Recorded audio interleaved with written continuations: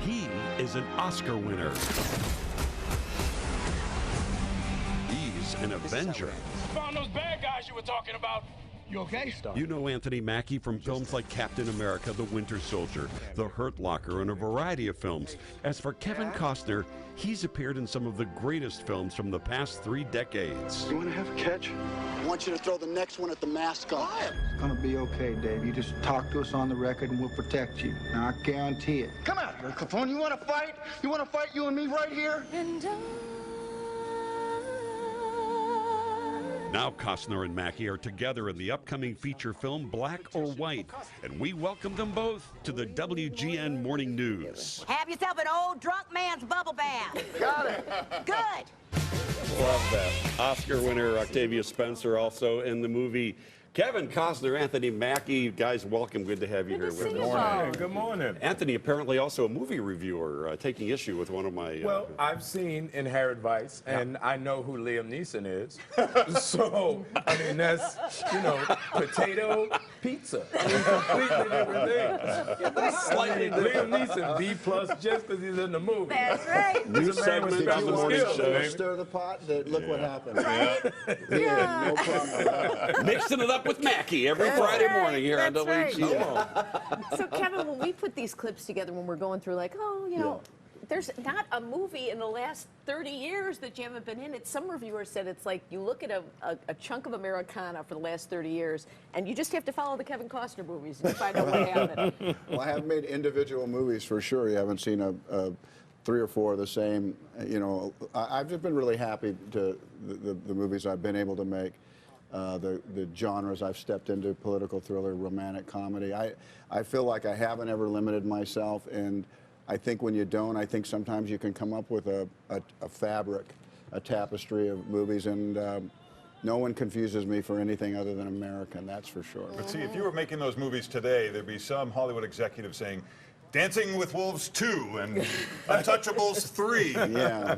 Is that, I mean, Untouchables 2 would be a good idea, actually. It's good business. You basically tell the truck to back up, you tell them how big a shovel, and that's the money you get. Right? Well, how do you resist but I have had luck with little movies, too. They've really, in some way, little movies have propped my career up. And if you think back, you know, Field of Dreams, a $10 million movie probably. Bull Durham is a $6 million movie, and those movies somehow go on to be classic. So when I start a movie, my hope is always that it can become classic. You know, that it is something that endures far past your opening weekend. Yeah, well, Anthony's gotten on the franchise train here with, you know, the Captain Americas and the Avengers. And Big truck. Huge truck. The truck would be big, make sure the shovel big. Yeah, I mean, that's got to be pretty fun for you, right? To be part of this Marvel universe. It's amazing. No, it's really great, and it's kind of become it's a thing of pride for me to play the Falcon, and it's something that, you know, you get recognized for all the time. And it's not because the movie was good, it's not because the music was good, because you were good and you brought your own thing to the movie. So, you know, I'm no Liam Neeson. Oh, But come on. second place works. But this movie that you're making, correct me if I'm wrong, you had to put up the money for, because Hollywood isn't making this kind of movie anymore. Why is that, and why'd you put the money in? Everything changes, and what the studios do is they know their business really well, and I know my heart really well.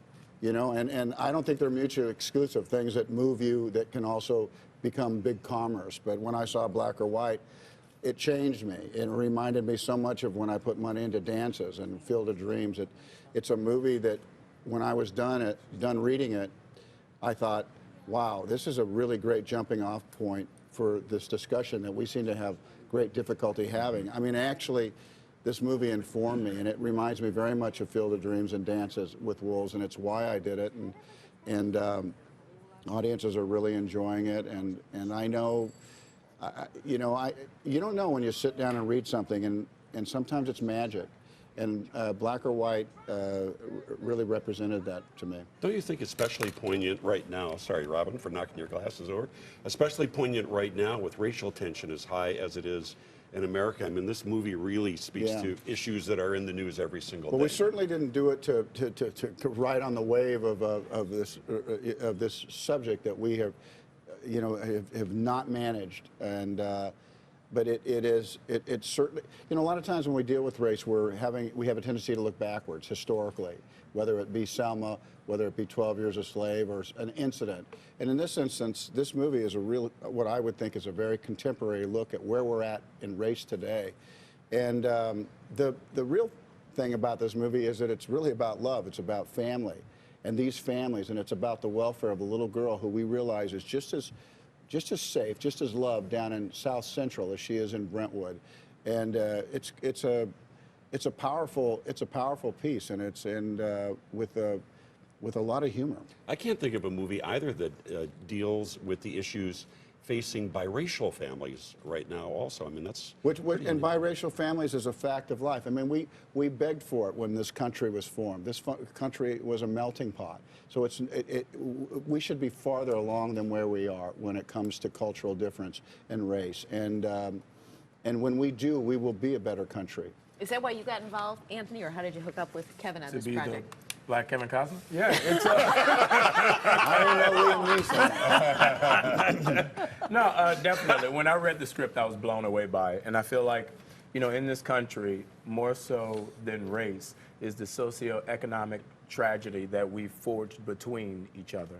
And that's throughout every race. And, you know, when I read the script, the things that my character says, it's so poignant to me, and I've heard it so many times from different friends of mine that I wanted to play that character because I know that guy. You know, when I put on a t-shirt, jeans, and a baseball cap and I go outside, I don't want to be considered in the same league as the guy who's standing on the corner. And, you know, that's something that I feel that we haven't discussed as a group of individuals before we can deal with the stuff that deals with every other race.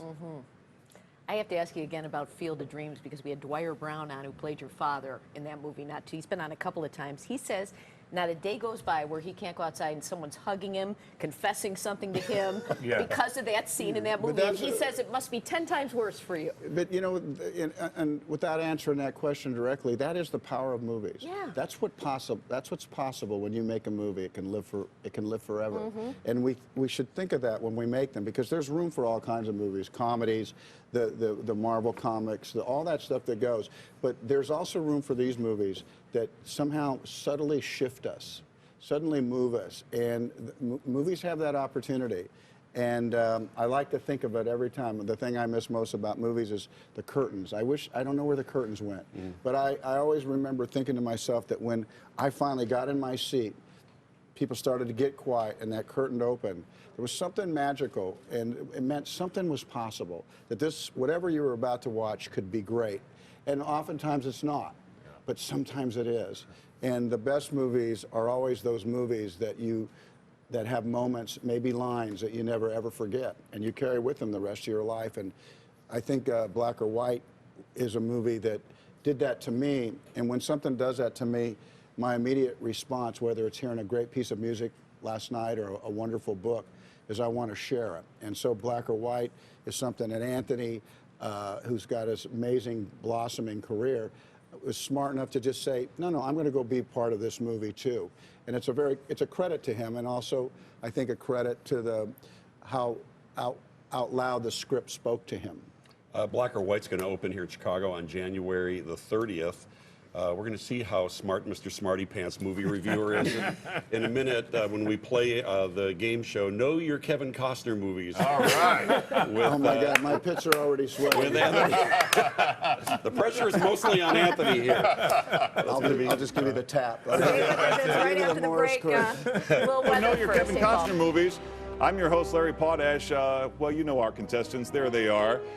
Kevin will be the judge, and Anthony will be the contestant. Let's bring out movie number 1. The Angry News Writers. What? Anthony, what do you think? God, Got it. Oh, he's here. Yeah. Dances with Wolves. There we He's go. a dancing. All right, 100 points. What's up? All right. Wow. All right, movie number 2 from the Angry News Writers. What do we On the have? morning show. Right. Oh, There's no water. a guy. Waterworld. There you go. Come on, Another man. 100 points for Anthony. Spin it. Come on. All Kevin right, Costner movie ain't got number nothing on me. 3. The Angry News Writers. Skills. Angry News Writer number 3. Here we go. Oh, this one's good.